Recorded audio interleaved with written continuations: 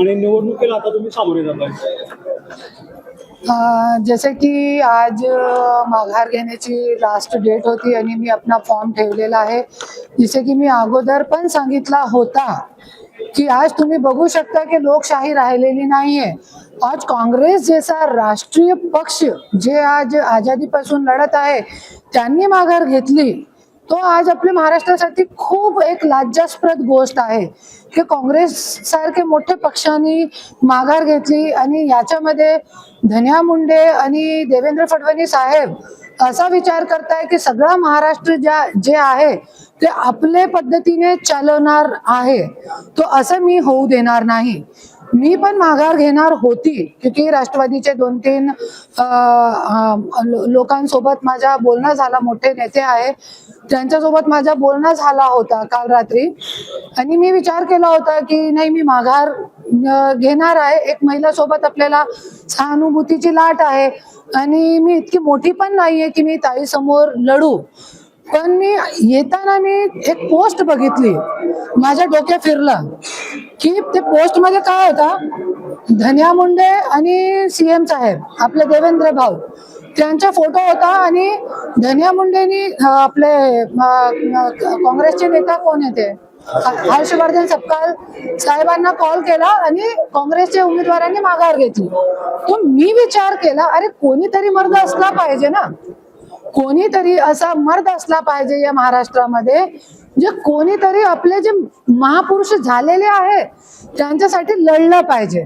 आणि दुसरी एक माझी मागणी होती की मी माघार जरी घेण्यासाठी माझी एक मागणी होती तर माझी पूर्ण नाही झाली.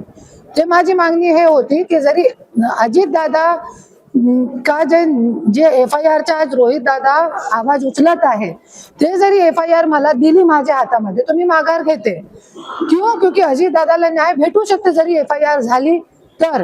पण जरी आज आपण ज्या बारामतीमध्ये आज पोटनिवडणुकी, ज्या व्यक्तीची पोटनिवडणूक आहे, अजितदादांची पोटनिवडणूक आहे आणि जरी आपण त्यांची बारामतीमध्ये आणि ज्यांची पोटनिवडणूक आहे त्यांच्या निवडणुकीमध्ये त्याच्या अगोदर जरी आपण त्यांना न्याय देऊ शकत नाही तर आपल्याला या महाराष्ट्रामध्ये राहण्याचा हक्क नाहीच आहे.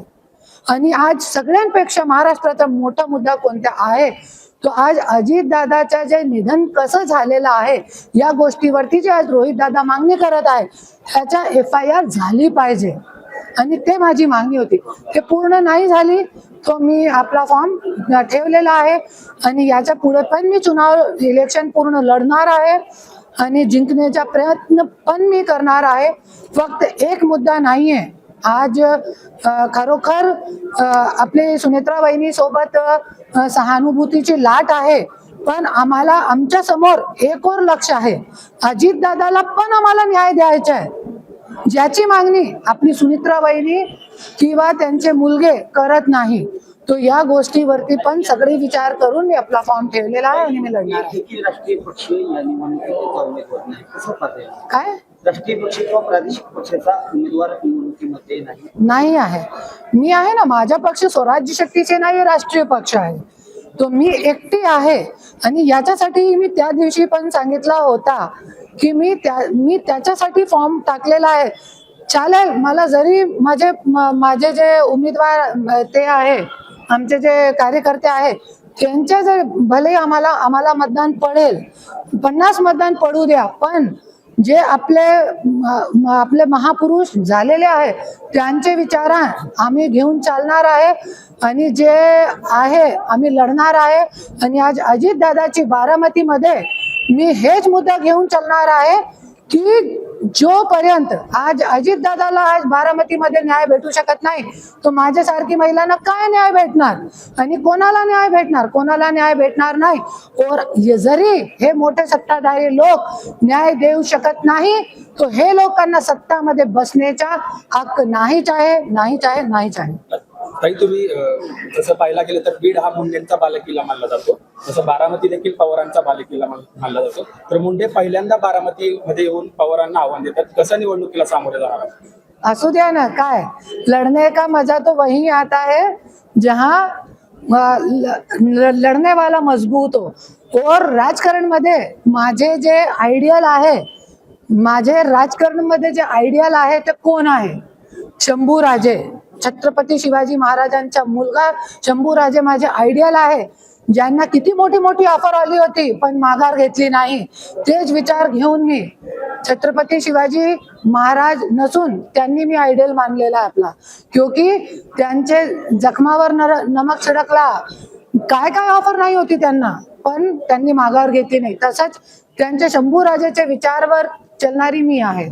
तुम्ही म्हणालात की राष्ट्रवादीच्या 2-3 नेत्यांनी तुमच्याशी संपर्क केला, कोण नेते होते ते आणि काय बोलणं झालं होतं तुमच्याकडे? आहे, खूप चांगले आहे आणि त्यांनी त्यांची बाजू मांडली आणि मी त्यांचं कौतुक पण करते। पूर्ण त्यांनी माझा माइंड जे आहे पूर्ण ते केला होता वॉश, की मी आज बारामतीमध्ये फक्त याच्यासाठी आली होती, माघार घेण्यासाठीही मी आली होती। पण मी ते पोस्ट बघितली ना, की महाराष्ट्र जे आहे फक्त त्या देवाभाऊ आणि धन्या मुंडे चालवणार आहे का? फक्त ते ते पोस्ट आहे ना की धन्या मुंडेनी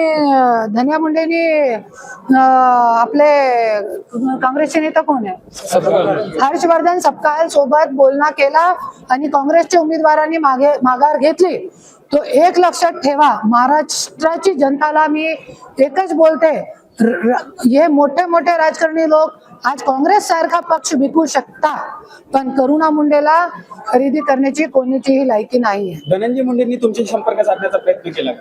संपर्क त्यांनी केला होता, त्यांच्या आव्हानातून तो मी इकडे आलेली आहे ना लढण्यासाठी, नाही तर मी आली पण नाही होती। क्योंकि त्यांनी मला मी त्या दिवशी सांगितलं की धन्या मुंडेंनी मला आवाहन केला होता, अरे तुझी काय लायकी नाहीये, तू काय करणार, तू जरी उभे राहिली तू तिकडे फॉर्म टाक, काय करायचंय तुला कर तू, आणि मी बघतोय तू कसं जिंकते। अरे चालेल, मी तो हारली तरी पण मी जिंकले सारखीही असणार आहे। क्योंकि मी एक रणरागिणी आणि मी लढते आणि मी वाईट गोष्टीसाठी लढते।